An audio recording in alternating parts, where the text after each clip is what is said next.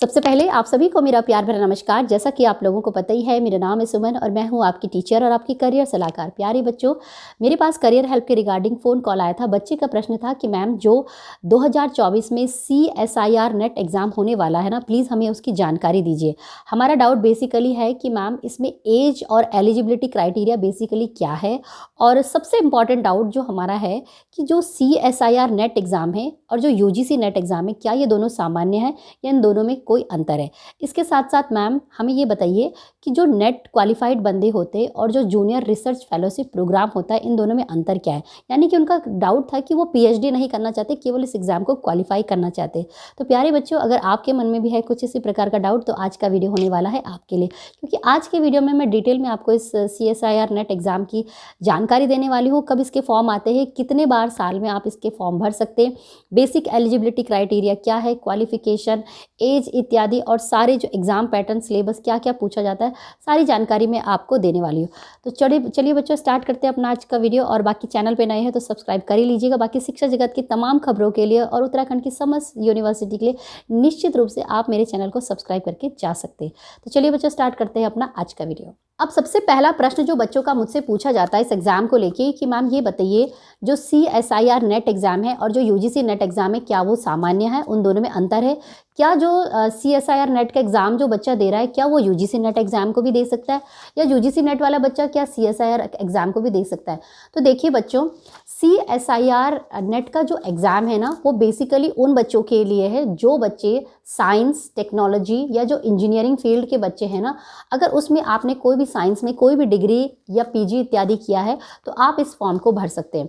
रही बात UGC net की, तो UGC नेट बेसिकली वो बच्चे भरते हैं जो बच्चे ह्यूमैनिटीज़, आर्ट्स या कॉमर्स के बच्चे हैं ना, वो बच्चे UGC नेट एग्ज़ाम को भर सकते हैं। ठीक है, तो ये सबसे बड़ा डिफरेंस है इसमें CSIR नेट एग्ज़ाम में और UGC नेट में। तो CSIR नेट की एग्ज़ाम की अगर मैं बात करूँ, तो इसकी जो फुल फॉर्म है बेसिकली वो है the council of scientific and industrial research. ठीक है, तो ये है आपका इसका फुल फॉर्म। अब सबसे जो इम्पॉर्टेंट क्वेश्चन जो बच्चों का दूसरा पूछा जाता है कि मैम इस एग्ज़ाम को कौन कौन बच्चा भर सकता है, मतलब इसकी एलिजिबिलिटी क्राइटेरिया क्या है। जैसा कि आपको पता है कि ये CSIR एग्ज़ाम है और साइंस वाले बच्चों के लिए है, तो निश्चित रूप से इसमें जो एलिजिबिलिटी है, आपके पास कोई ना कोई साइंस की डिग्री आपके पास होनी चाहिए। तो साइंस डिग्री की जो इन्होंने स्पेसिफिक किया है वो ये है कि अगर आपके पास B फार्मा है या BE है, ठीक है, और या BTech है या MSc या इंटीग्रेटेड BSc की है आपने, या MBBS इत्यादि भी किया है ना, तो वो सभी बच्चे इस CSIR नेट एग्ज़ाम को भर सकते हैं। ठीक है, तो कहने का तात्पर्य ये है कि जो भी बच्चे हैं उनके पास कोई ना कोई साइंस का या तो ग्रेजुएशन या PG इत्यादि है, तो आप इस फॉर्म को निश्चित रूप से भर सकते हैं। जब आप इस फॉर्म को भरेंगे तो आपने ये ज़रूर ध्यान रखना है कि अगर आप जनरल कैटेगरी के हैं, तो आप कहीं कैसे करके भी आपका जो स्कोर होना चाहिए आपकी क्वालिफिकेशन में, वो 55% स्कोर होना चाहिए। यानी कि 55% अंक आपको लेके आने ही होंगे, चाहे आप ग्रेजुएशन में लाए, चाहे आप PG के बेसिस पे लाए। ठीक है, तो ये है सबसे पहली कंडीशन आपकी इसके लिए एलिजिबिलिटी। इसके साथ साथ जो बाकी कैटेगरी के लोग हैं उनके लिए 5% की जो छूट है वो दी जाती है। नेक्स्ट बढ़ते हैं बच्चों कि इसमें बेसिकली कौन बच्चा जो है वो किस फॉर्म को भर सकता है। कहने का तात्पर्य ये है कि जैसा कि ये एग्ज़ाम बेसिकली होता तो क्या किस लिए है, होता तो ये प्रोग्राम है आपके यूनिवर्सिटी में प्रोफेसर बनने के लिए ही है, लेकिन प्रोफेसर बनने के लिए भी दो कंडीशन है। कुछ बच्चे प्रोफेसर बनने के साथ साथ आपका PhD भी करते हैं, और कुछ बच्चे जो होते हैं केवल डायरेक्टली इस एग्ज़ाम को क्वालिफाई करने के बाद असिस्टेंट प्रोफेसर के लिए, जहाँ पे भी उनके यहाँ पे यूनिवर्सिटी वैकेंसीज निकलती है, तो वहाँ पे अप्लाई करते हैं।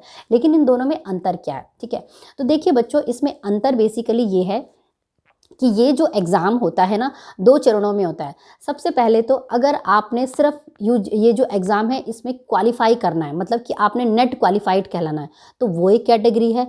और दूसरी कैटेगरी है इसमें कि आप इस एग्ज़ाम को अच्छे नंबरों से क्वालिफाई करके और उसके बाद किसी अच्छी यूनिवर्सिटी में PhD अपना करें अपने फील्ड में किसी भी, और उसके साथ साथ जब आप PhD प्रोग्राम को करते हैं, जो कि जाना जाता है जूनियर रिसर्च फेलोशिप प्रोग्राम के नाम से इस कोर्स में, ठीक है, CSR नेट में से जाना जाता है JRF के नाम से। और इसके अंतर्गत होता क्या है कि जब आप अपनी PhD करते हैं तो आपको बाकायदा वहाँ पे यूनिवर्सिटी की तरफ से कुछ स्टाइपेंड दिया जाता है, और ये जो स्टाइपेंड होता है ये वरी करता है और डिफ्रेंशिएट करता है यूनिवर्सिटी टू यूनिवर्सिटी। तो 25,000 से लेकर 35 और 37,000 तक आपको जो है वो पैसे मिलते हैं और आपको स्टाइपेंड मिलता है, या आप इसे अपनी सैलरी भी समझ सकते हैं जब आप 5 साल के अंदर PhD प्रोग्राम करते हैं।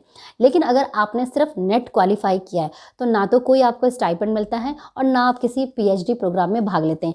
आप सीधे क्या करते हैं, जैसे ही आपका नेट क्वालिफाई होता है, आप जहाँ पे भी आपको दिखते हैं कि इस यूनिवर्सिटी में फलाने लेक्चरर की और प्रोफेसर की ज़रूरत है, तो वहाँ पे आप उस वैकेंसी के लिए अप्लाई करते हैं एज ए असिस्टेंट प्रोफेसर के लिए, ठीक है। तो ये सबसे बड़ा डिफरेंस है इस प्रोग्राम को क्वालिफाई करने के बाद, ठीक है। अब आता है बात कि भाई कौन बच्चा नेट क्वालिफाई करेगा और कौन बच्चा जो है PhD प्रोग्राम करेगा। क्या मैं मेरा मन नहीं है कि PhD करने का, कौन करेगा 5 साल तक पढ़ाई, लेकिन मैं ये चाहती हूँ कि मैं नेट क्वालिफाई हो जाऊँ और मेरे यहाँ पे जब भी कोई वैकेंसीज आए किसी भी जगह पे तो मैं फटाफट वहाँ पे अप्लाई करके उसको प्रोफेसर बन जाऊँ, असिस्टेंट प्रोफेसर बन जाऊँ। तो उसके लिए क्या कंडीशन है, तो देखिए बच्चों, जैसा कि मैंने आपको बताया कि 2 कंडीशंस में ये होता है। तो उसके लिए ये है कि अगर आपने नेट क्वालिफाई करना, सिर्फ नेट क्वालिफाई मानना चाहते हैं अपने आप को, तो उसके लिए कोई भी एज नहीं है। उसके लिए अगर आप 50 साल के भी है ना, तो भी आप इस एग्ज़ाम को दे सकते हैं, क्वालिफाई कर सकते हैं और जहाँ भी वैकेंसी आए उसके लिए अप्लाई कर सकते हैं। लेकिन अगर आप PhD प्रोग्राम करना चाहते हैं ना, या जूनियर रिसर्च फेलोशिप प्रोग्राम में भाग लेना चाहते हैं, तो उसके लिए एज क्राइटेरिया है, एज बार है, और वो एज बार है डिफ्रेंशिएट करता है मेल टू और फीमेल टू। यानी कि अगर आप पुरुष हैं, अगर आप मैन हैं, तो उनके लिए बताया है कि 28 साल तक आप इसे अप्लाई कर सकते हैं। और जो फीमेल है, जो SC ST OBC इत्यादि कैटेगरी के जो लोग हैं, उनके लिए 31 वर्ष से लेकर 32 वर्ष तक है। तो 31 वर्ष बेसिकली OBC जो नॉन क्रीमी लेयर है, और जो SC ST और फिजिकली चैलेंज या फीमेल कैंडिडेट्स है ना, फीमेल कैंडिडेट्स हैं, उनके लिए आप 32 साल तक इसके लिए अप्लाई कर सकते हैं, ठीक है। तो ये तो है अभी जानकारी अपडेटेड। बाकी 2024 का जो अपडेटेड नोटिफिकेशन आएगा, हो सकता है उसमें एज में कोई भी रिलैक्सेशन अगर दी जाती है तो वो भी मैं आपको बता दूंगी अपने चैनल के माध्यम से, ठीक है। तो अब आता है बच्चों का अगला प्रश्न कि मैम ये बताइए कि इसका जो एग्ज़ाम होता है साल में कितनी बार होता है, और जो बच्चा है वो कितने अटैम्प्ट दे सकता है। अगर मान लीजिए उसके 2 अटैम्प्ट फेल हो गए, जून का भी फेल हो गया और दिसंबर का भी फेल हो गया, तो अब कितने अटैम्प्ट दे सकता है। तो देखिए बच्चों, सबसे पहले तो आपको मैं ये बता दूँ कि ये जो एग्ज़ाम है NTA नेशनल टेस्टिंग एजेंसी जो कराती है, साल में 2 बार कराती है, जून में कराती है और दिसंबर में। तो जून का जो नोटिफिकेशन है वो जल्दी आ जाएगा। अब रही बात की कि भाई कौन बच्चा कितने अटैम्प्ट दे सकता है, तो जैसा कि मैंने आपको बताया इसमें 2 कैटेगरी है। एक तो आप सिंपल अगर नेट क्वालिफाई कराना चाहते हो अपने आप को, तो तब तो आप जितने मर्जी अटैम्प्ट दो, उसके लिए कोई लिमिटेशन नहीं है, कोई बार नहीं है, ठीक है। आप कभी भी दे सकते हो और कितने भी अटैम्प्ट दे सकते हो। लेकिन अगर आप अपने आप को PhD प्रोग्राम में एनरोल करना चाहते हो तो आपको ध्यान में रखनी पड़ेगी अपनी एज, क्योंकि उस एज में ही आप उस अटैम्प्ट को दे सकते हो, ठीक है। तो अब बात करते हैं बच्चों कि इसका एग्जाम पैटर्न क्या है और इसका सिलेबस क्या है, बेसिकली आपने पढ़ना क्या है। तो देखिए बच्चों, एग्जाम पैटर्न की अगर मैं बात करूँ तो इसमें मल्टीपल चॉइस क्वेश्चंस आते हैं, यानी कि एक प्रश्न दिया जाएंगे, 4 विकल्प होते हैं और आपके पास CBT मोड में पेपर होता है, कंप्यूटर होता है सामने और वहाँ पे आपको सॉल्व करना होता है। और ये जो पेपर होता है बेसिकली 200 मार्क्स का होता है, लेकिन 200 मार्क्स में भी इसमें जो स्कोरिंग मार्क एरिया होता है ना, वो होता है आपका डोमेन स्पेसिफिक। तो इन्होंने क्या किया है कि इस एग्जाम को 3 पार्टों में डिवाइड कर दिया, A B C। तो A पार्ट तो आपका जनरल एप्टीट्यूड का पेपर होगा, और जो B और जो C होता है ना, वो आपका होता है डोमेन स्पेसिफिक। तो जिस भी डोमेन में आपने अपना UGC नेट का एग्जाम के लिए भरा होगा, वो पेपर आपके पास आता है, ठीक है। और इसमें नेगेटिव मार्किंग होती है 0.5 की, और बाकी करीबन टोटल में आपके करीबन 25% आपका जो है वो नेगेटिव मार्किंग इस तरीके से डिडक्ट किया जाता है। तो ये है बच्चों आपका संक्षिप्त में और विस्तार में इसके एग्जाम पैटर्न की सिलेबस की समझ। 3 घंटे का ये पेपर आपका कुल मिला के होता है, ठीक है। तो बाकी आई थिंक कि मैंने इसके ज़्यादा से ज़्यादा पॉइंट इस वीडियो में कवर करने की कोशिश की है। बाकी इस वीडियो को सुनने के बाद और देखने के बाद भी अगर आपका कोई प्रश्न है तो निश्चित रूप से आप कमेंट कर सकते हैं। बाकी दिए गए नंबर पे आप डायरेक्टली मुझसे फ़ोन पे बात कर सकते हैं। कोई भी बच्चा कोई करियर हेल्प लेना चाहता है तो वो भी आप मुझसे ले सकते हैं। जिसकी की फ़ीस होती है 299 रुपीज़। ठीक है बच्चों, तो यही था आज का वीडियो और आई होप कि वीडियो आपके लिए बहुत ही हेल्पफुल रहा होगा और इस वीडियो के माध्यम से आपकी छोटी सी हेल्प ज़रूर हुई होगी। अगर हुई है तो चैनल को सब्सक्राइब करिए जल्दी-जल्दी, क्योंकि मैं अपने चैनल के माध्यम से लगातार आप लोगों तक टीचिंग और लर्निंग से संबंधित लगातार वीडियो पहुँचाती रहती हूँ और शिक्षा जगत की तमाम खबरों के लिए आप मेरे चैनल को सब्सक्राइब करके जा सकते हैं। तो बस बच्चों, यही था आपका आज का वीडियो और वीडियो देखने के लिए बहुत-बहुत धन्यवाद। मिलेंगे मेरे कुछ नए अच्छे इंटरेस्टिंग वीडियो के साथ, तब तक के लिए जय हिंद, जय भारत। धन्यवाद। सत्यमेव जयते। धन्यवाद। जय हिंद।